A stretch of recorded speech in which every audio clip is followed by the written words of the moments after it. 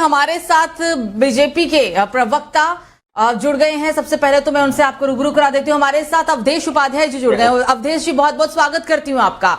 धन्यवाद। आज लोकतंत्र का सबसे बड़ा दिन, क्योंकि लोकसभा चुनाव के आज पहले चरण की मतदान की प्रक्रिया सुबह से ही शुरू हो चुकी है। ऐसे में आप डेली 24 भारत के जो तमाम दर्शक हैं उनसे क्या कहना चाहेंगे अवधेश जी?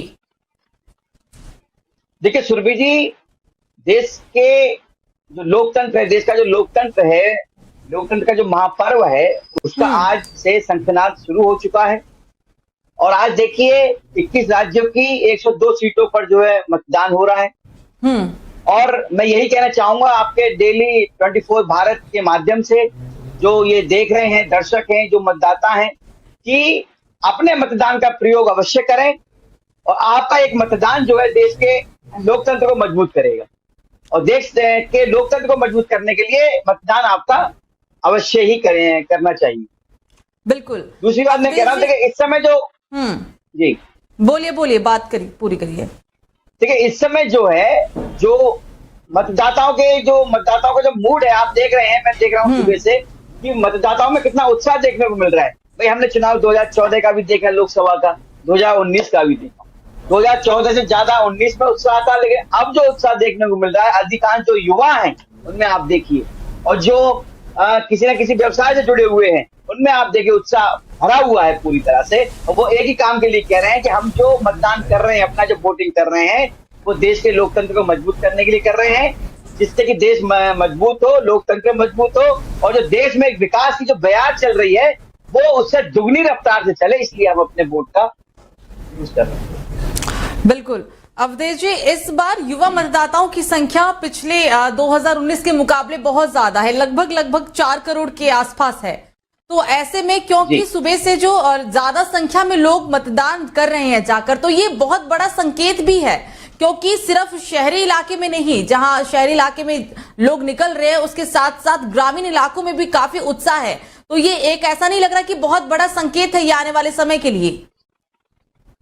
देखिए जो टोटल मतदाता हैं आज, जो 102 सीटों पर संसदीय जो 102 सीटें हैं, उनका जो मतदान हो रहा है, उसमें अप्रोक्स 17 करोड़ मतदाता है। इसमें आप मानिए कि 8.4 करोड़ जो है वो मेल हैं, और 8.3 करोड़ जो है उसमें आपकी महिलाएं हैं। और जो युवा हैं, वो युवाओं को देखने का आप देखिए, इस समय जो 102 सीटों पर हैं वो भी करीब 3.5 करोड़ के आसपास हैं युवा, बाकी और भी हैं। तो युवाओं में जो उत्साह देखने को मिल रहा है वो अद्भुत है। युवाओं की तो आपने देखा होगा, बहुत सारे इंटरव्यू दे रहे हैं वोटिंग करने के बाद, कभी किस लिए वोट दे रहे हैं कि हम देश के विकास के लिए वोट दे रहे हैं। जो आज युवाओं को नई एक दिशा मिली है, हर क्षेत्र में, रोजगार के क्षेत्र में ले लीजिए, व्यवसाय के क्षेत्र में ले लीजिए, शिक्षा के क्षेत्र में ले लीजिए, वो जो इस समय उन युवाओं को मिली है वो किसी ने सोचा भी नहीं। इसलिए युवा हो, देखो जो देश है ना वो ज्ञान पर आधारित है। ज्ञान क्या है?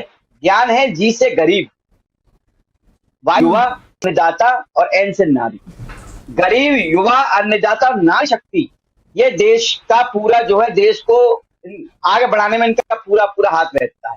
और ये चारों ही जो है यदि सशक्त होते हैं तो हमारा देश अपने आप ही सशक्त हो जाएगा, मजबूत होगा, विश्वगुरु बनेगा, आत्मनिर्भर बनेगा। तो युवाओं में हो, नारी शक्ति में हो, अन्नदाताओं में हो, या फिर आप गरीब में आप देख लीजिए, पूरी तरह से जो वोटिंग का जो एक उत्साह है वो अलग ही देखने को मिल रहा है 2024 में। और सबका एक ही मत है, केवल किस लिए वोट दे रहे हैं कि विकास के लिए वोट दे रहे हैं, किस लिए वोट दे रहे हैं कि विकास के लिए वोट दे रहे हैं।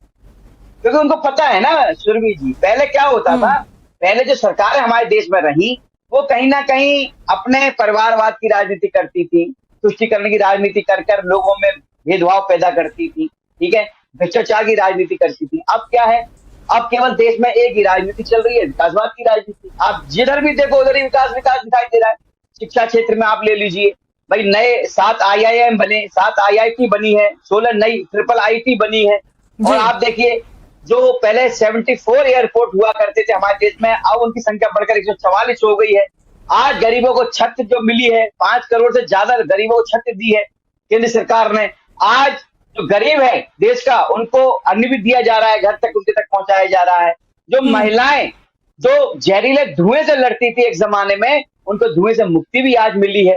तो कहीं ना कहीं ये देश के हर बच्चे को ये पता है कि देश में जो एक विकासवाद की राजनीति चल रही है उसी के आधार पर वोटिंग करनी है, क्योंकि यदि जो विकास इस समय चल रहा है अगर हम वोट विकास के लिए करेंगे तो ये विकास आने वाले समय में 10 गुनी रफ्तार से आगे बढ़ेगा, और जब विकास बढ़ेगा तो हमारा देश बढ़ेगा, देश अपने आप विश्व गुरु बनेगा, देश अपने आप आत्मनिर्भर बनेगा।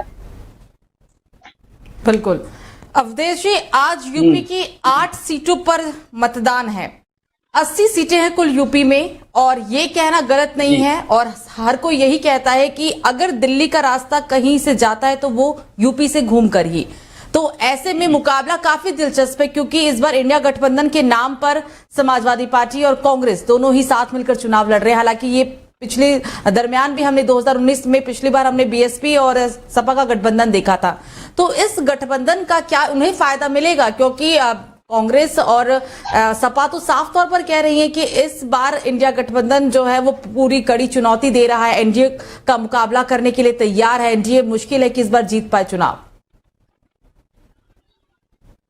देखिए, इस समय देश की जो जनता है, यूपी की जनता कहिए, देश की जनता कहिए, वो सब ये जान चुकी है कि एक तरफ वो व्यक्ति है जो गारंटी देता है, उस गारंटी को पूरी करने की गारंटी भी देता है, और दूसरी तरफ एक ऐसा गठबंधन है, ठगबंधन जिसे कह सकते हैं, जिसमें पूरे देश के जो ठग हैं वो इकट्ठे हुए हैं। और एक कहावत आपने सुनी होगी कि कहीं का ईंट कहीं का रोड़ा, भानुमति ने कुंडवा जोड़ा।